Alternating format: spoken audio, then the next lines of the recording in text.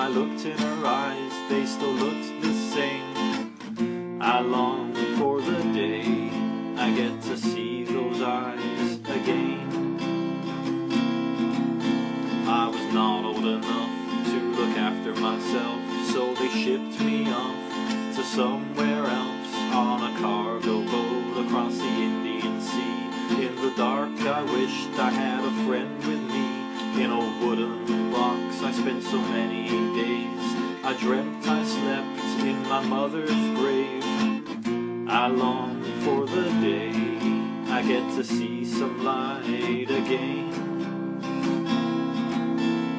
When I arrived in this foreign land, Christina was here and she took hold of my hand. We walked together through the town, and if I got a little scared, she could calm me down.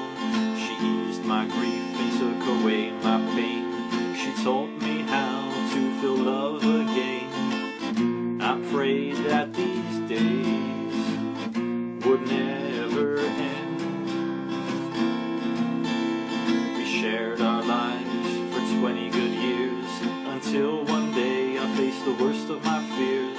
Christina died like my mother before, and I couldn't cope with the loss anymore. They said crying was no solution, so they locked me up in this institution. I long for the day I get to meet my friend again. Now the only kindness I see is from the people who are paid to look after me. I've never really known what freedom is, but I'm pretty sure that it isn't this. I'm getting so old I can't walk anymore. I wonder how long this life can go on for. I beg for the day I get to feel some love again. I was 40 years old when death came to me, and even though I was scared, I was finally free.